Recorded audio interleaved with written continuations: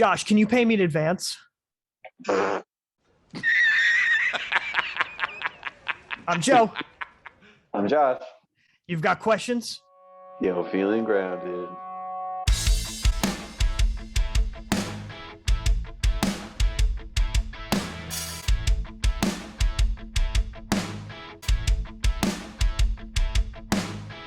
Welcome to Feeling Grounded with your hosts, Josh and Joe. So what we want you all to do right now is subscribe to Feeling Grounded Podcast, like this video, share this video to any person that you think might enjoy this content. Also, follow us at Feeling Grounded Podcast on Instagram. That's at Feeling Grounded Podcast. Also, on Patreon, for $3 a month, you guys can enjoy content that Josh and I genuinely enjoy, love to put out there. And guys, leave a question in the comments. Put some comments below the videos. We want to answer your questions. If you have any questions for us, type it down below, okay? Entertainment. Where's the entertainment, guys? All right, so Marvel Phase 4. So let's take a look right here. Mainly, we're going to be talking about what we predict the Marvel Cinematic Universe is going to, how they're basically going to perform, popularity-wise and maybe even box office-wise. We'll see where this conversation goes. So we already, at this point in time, Black Widow has come out, Shang-Chi has already come out, and that's about it. We got Eternals coming up, Spider-Man No Way Home is coming out, plus Doctor Strange Multiverse of Madness, Thor Love and Thunder, looks like Black Panther 2, Captain Marvel 2. I think they're calling it the Marvels now. This is an early image. You got Guardians of the Galaxy Volume 3, Blade, Quantumanium, Ant-Man and the Wasp, and then lastly, to close it out, Fantastic Four. Wow, I actually didn't realize that they were doing some of these. Yeah. I've got my opinions on all of them. But as far as the Disney Plus shows, we can have our own opinions on having like streaming services, but WandaVision's come out, Falcon and Winter Soldier, Loki, and I think they just finished up What If. Yeah. We've got a bunch of these ones that I frankly do not care any bit about. Yeah. You know, Miss Marvel, Hawkeye, She-Hulk, Moon Knight, Secret Invasion. I'm sure that's to do with the Skrulls, Captain Marvel, Ironheart, Armor Wars, Marvel Studios, I Am Groot, and then Guardians of the Galaxy Holiday Special. Okay. We all know how that turned out, Star Wars. Mm-hmm. Yikes. Yeah, so basically with all of these movies coming out until 2023, and we have TV shows up the wazoo until the end of 2022. Yeah, let's talk Black Widow first off, Josh. I was not a fan of Black Widow. I think obviously the Rona screwed it up hardcore. Yeah. And I probably will not watch this movie. Yeah. I'm not interested in this story because I know she's dead. Yep. This movie should have released 4 or 5 years ago. You know, it feels like a tacked on schlock. Yeah, it really should have happened before Endgame. Yeah, right between like Civil War and like, actually no, because that's when it took place in the timeline. Really, what they should have done is put it where Captain Marvel was, because that came in the middle of Infinity War and Endgame. I got you. Oh, that would have been so much better. Yeah, because it's a character that you legitimately care about. Yeah, at the time at least. And then Captain Marvel, I thought was awful. Like that's my least favorite movie. But more on that later. But the actress, of course, Scarlett Johansson, she's a powerhouse. She's fantastic. Great. But nobody cares about her story anymore because we know what happens. I agree. Nobody cares now. Yeah, exactly. And I think this performed the poorest, right? Out of it was the first almost flop. I mean, I don't think it is now, but right? Because I think it was the first one to. Yeah. What didn't help was obviously, you know, the unspecified virus of unknown origin. Unknown origin, yeah.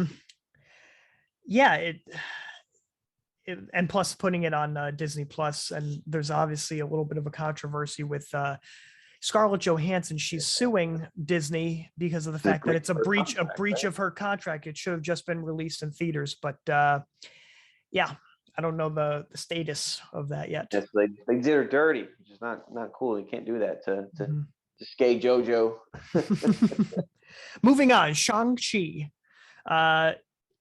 Yeah, I saw this in theaters with my mom wanted to see it, so I was like, I will oblige. Why not? I was not excited for this movie going in. I'm not excited even coming out. I forgot about this 5 minutes after walking out. It's a generic kung fu movie mixed with Crazy Rich Asians. You know, in its attempt to rake in dollars from China, which, you know, I just heard that it's banned there. It didn't do. Yeah. Yeah, the lead actor, the reason that it was banned because the lead actor, I heard he stated that it's like living in a third world country, China. And so, forgettable movie. As opposed to telling interesting stories, they're relying more on just cultural stuff. I just don't think it's not how you tell a good story. Like if you're worried about people hating what you did because it goes against what's considered cultural normalcy, then you're failing and you're losing the idea of what a good movie should be. You should be going against commonalities, but and I feel like that's kind of what this movie was about. You felt like they were playing it safe. Next one. This is the one that I feel the least excitement for of all, at least as far as right now, until the next one. Eternals. Eternals.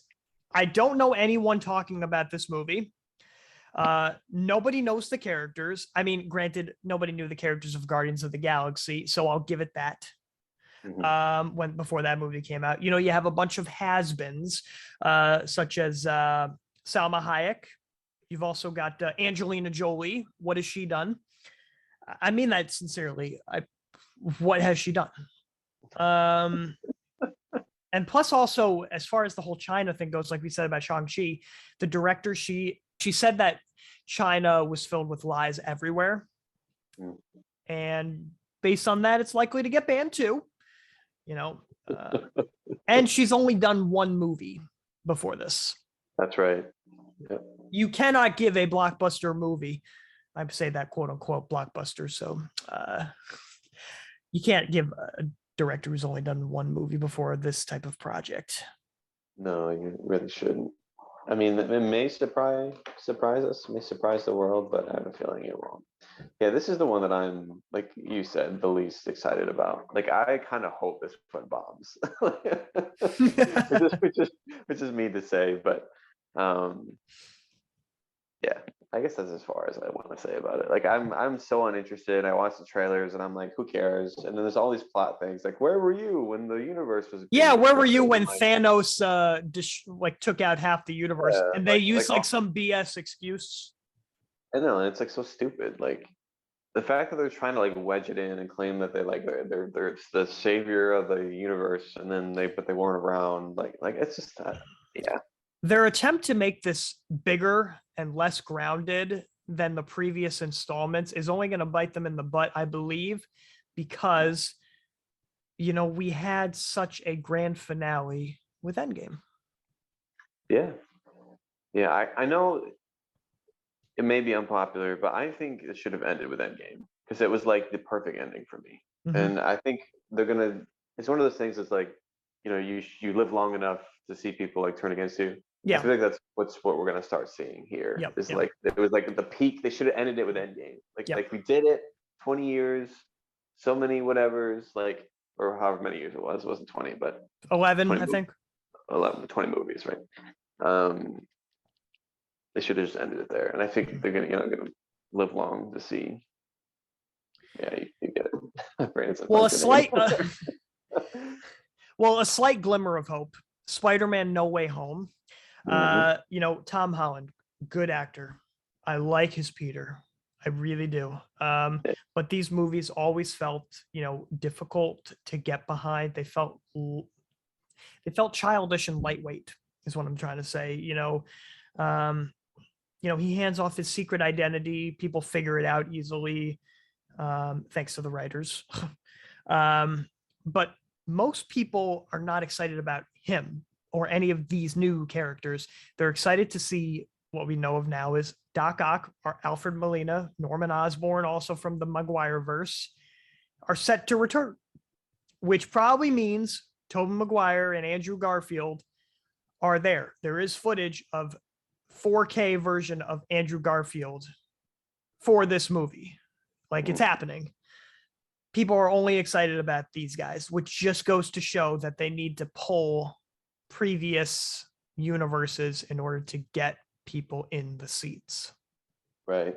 And we talked about this with nostalgia, right? Because as soon as you heard the Green Goblin laugh, it just took you back to 2003 or whatever, when that's all Spider-Man people are talking about. That and Doc Ock. Yeah, that's it. And I think that's something to be said about that. Again, with nostalgic culture, and we're going to start realizing that the things we want to see are like that. Like I'm excited about this movie. Like I'm going to go and watch this movie. Yeah.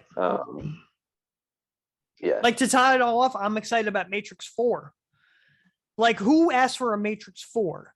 Nobody. But the fact that you have Keanu Reeves. Yeah, I guess to support him. Yeah, I wasn't too crazy. I thought like that was. I agree.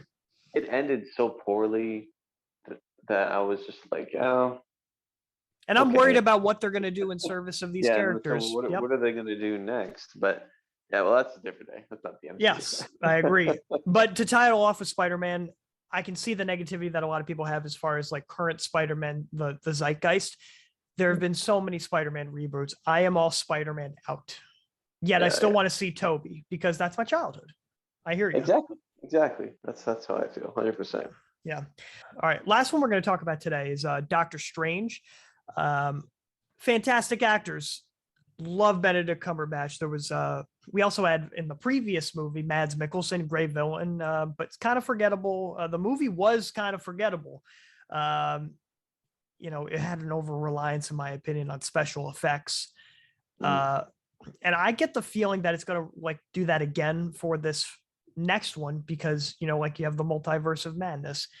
That is going to have a plethora, a cornucopia, a quiver of CGI. And I have a feeling that story will take a back burner with this one. It may be a stunning upset, just like Spider-Man. So we shall see on that one. As far as excitement goes, time will tell. Yeah, I think, and again, I don't really know too much about this one. But I'm excited about the concepts, right? So like what happened with Loki in the end, like I think that I'm actually excited about this concept of the multiverse. Like I feel like where they could take this could be the coolest thing ever. Yeah, but the problem, it could just be a total flop, because it opens up a whole can of worms that is just going to be filled with plot holes and. Yeah, exactly. I feel like you were going to say that. yeah, no, definitely. I was going to say that, because that's it. It's either going to be like amazing, like bringing in all these incredible ideas and tying all these things together and making like incorporating like the entirety of every like everything they've ever made, or it's going to just suck. And if you look at this release date right now for Multiverse of Madness, we're not even like a year from now. This is going to be like in the next like few months. Are we like as a society prepared for this? Like it's like overstimulation. Plus you also have these Disney Plus shows that who knows like who follows that jargon. And supposedly it's supposed to connect. It's supposed to connect to all this stuff. Get real. The future is inevitable, but let's travel back in time. September 29th, 1780. So this is a event that I had never heard of. Obviously, we have all heard of Benedict Arnold, but this goes a little bit deeper into the story. So Benedict Arnold, September 29th, 1780, Benedict Arnold's accomplice is sentenced to death by hanging. So the guy's name was John Andre. He was captured on September 23rd. And he was found with incriminating papers in his boot. So after hearing about his capture, Benedict Arnold, what did he do? He fled to a British warship called the Vulture, and he joined the British in the fighting. Revolutionary War is still going on. And Andre was allowed to write a letter to the commander, the British General Henry Clinton. And then he also wrote to George Washington, and George Washington said, like, he wrote to General Clinton saying, let's exchange Andre the accomplice for Benedict Arnold because we want him. Got no reply. And by October 2nd,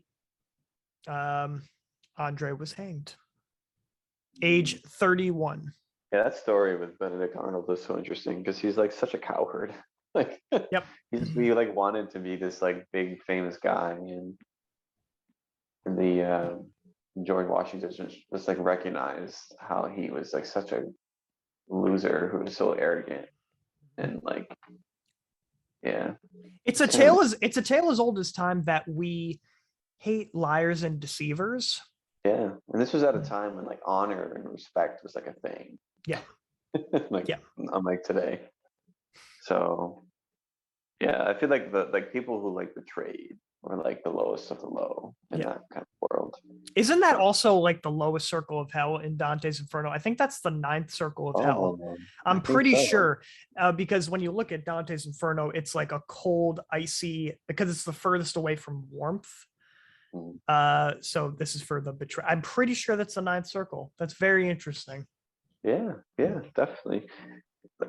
Dante's Inferno is so great. We should talk about that one day. That's really cool. 2008, so pretty recent, is kind of like when the 2008 recession starts to kind of peak a little bit. So the Dow Jones dropped 777 points in one day, which is like the single largest drop, I think. Which is crazy. So I remember this day, which is interesting. I was in 8th grade. I came home and my mom was watching the closing bell or whatever. My mom too. Yeah. Everyone was just freaking out about this. You know, the housing bubble that bursted, and it ruined a lot of people. And then just like the economic kind of sort of a mini collapse during that year, and all the people that lost their jobs. Like both my parents lost their jobs. I remember, because of that. It was crazy. Actually, they made that movie. Have you ever seen Big Short? Yeah, Big Short. Great movie. And the amount of people that were just able to get all these homes that they could not afford. Yeah, it's insane. And the sad thing is they didn't learn anything. Apparently, this is still happening today. And in the future, it'll happen again. But it's a great movie. It's time for Happy Crappy. I don't have any internet, Joe. So I'm What? Say that again? Yeah. So I have to use my phone and a microphone from my earphones. Yeah, it sounds pleasing. It's sultry. I mean, yeah, pretty sultry, but this time around, I think it's much better than your regular microphone. That's the real ASMR. I'll keep that in mind. Whisper sweet nothings to me. Here we go. How you doing, Joseph?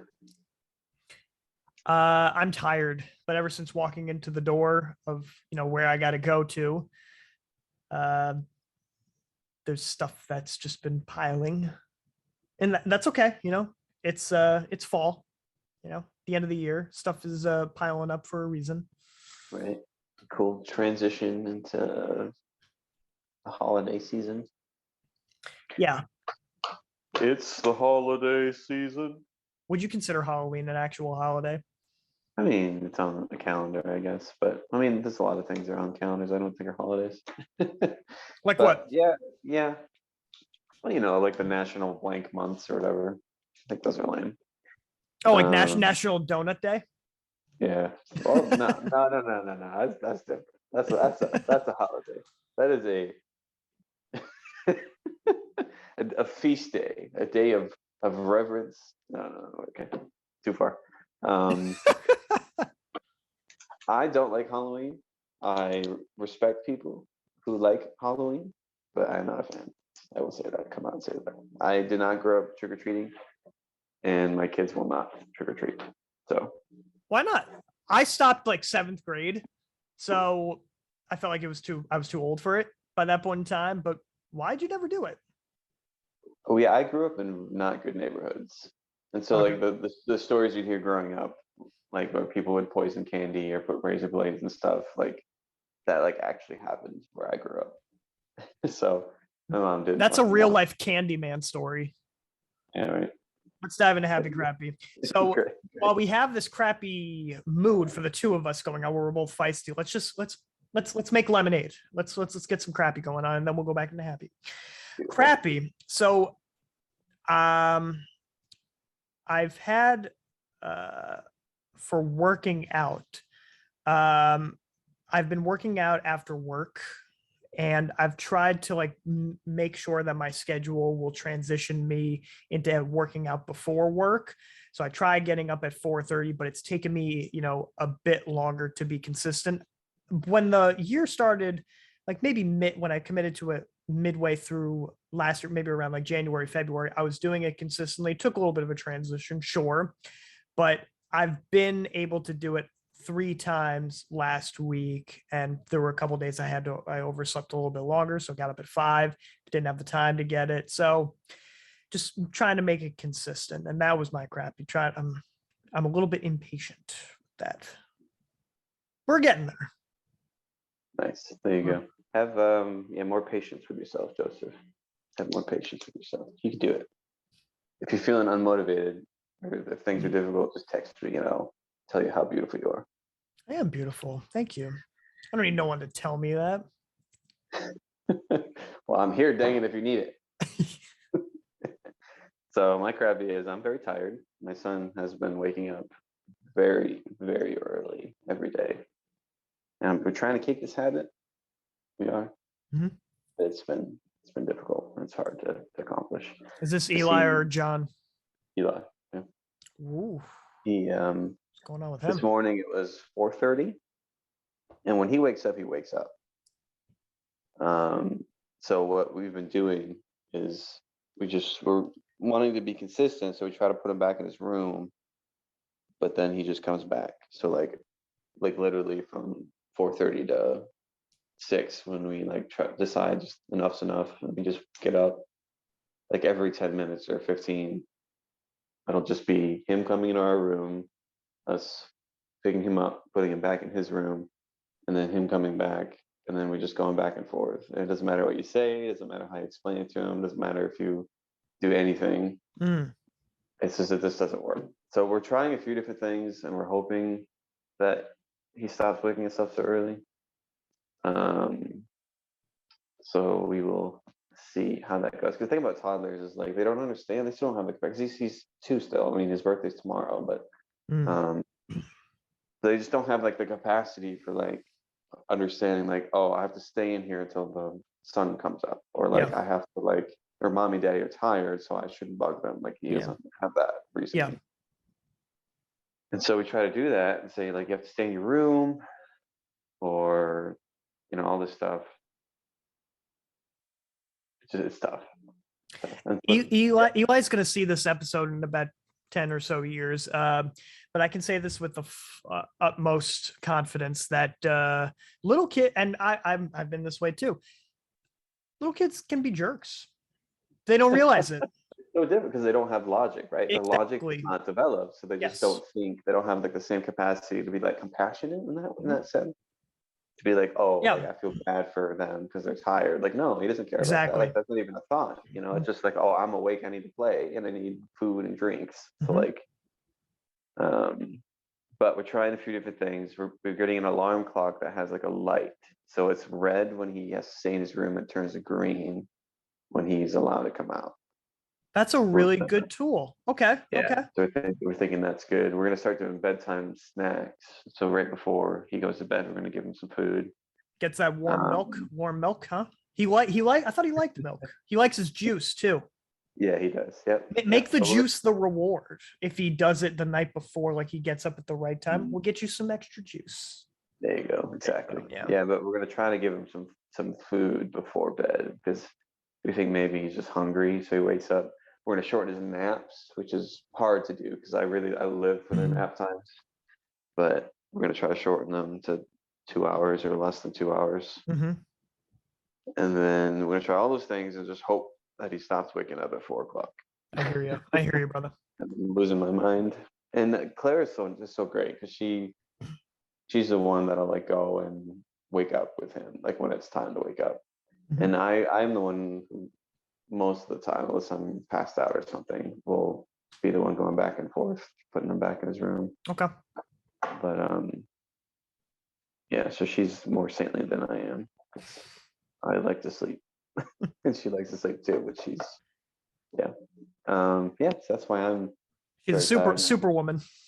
Yeah, she is. Yeah, she definitely is. I don't deserve her. But I'm back to work a lot this week. Has been insanely busy and crazy. So, and then being tired on top of that is. Yeah, that's difficult, man. So that's my crappy. Happies, you go. Happies. Okay, well, last week I've been hanging out on my deck for about a half hour each night for the last few nights. It's been cooler outside, and then right after transitioning to that, I have my decaf coffee out there. I get to like an hour and a half of guitar, and it's been miraculous. That is my happy. I think it speaks for itself. Yeah. It's the best thing ever. Love that, Joe. Love it. When the sun is setting. Yep. Mm-hmm. My happy is we had something called an XLT Holy Hour at the church here that I work at. So Claire and I played, and we had Father Rob Ketchum, who's a dear friend of ours, preside, and it was a really nice night. Very much needed. Just some good time of prayer and rest and singing and music, and that was very good. And that's pretty much it. I went to the beach today for a little while, which was nice. Just sitting on the beach early this morning before work. That's awesome. Good for you. Yeah, because I live on a place where there's a lot of beaches, and I never go. And so today I was like, I just need to sit on the beach for a little while. So I did that before work. That's awesome. Can make that a habit if you can. That deck thing I was just telling you about, I really never gave it a chance last year. Not that often. And I kind of want to make it a regular thing. So if you can at the beach, yeah, definitely.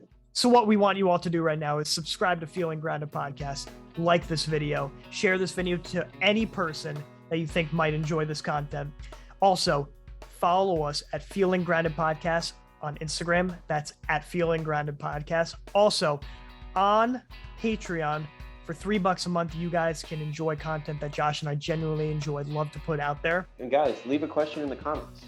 Put some comments below the videos. We want to answer your questions. So if you have any questions for us, type it down below. Okay? You've got questions? You're feeling grounded.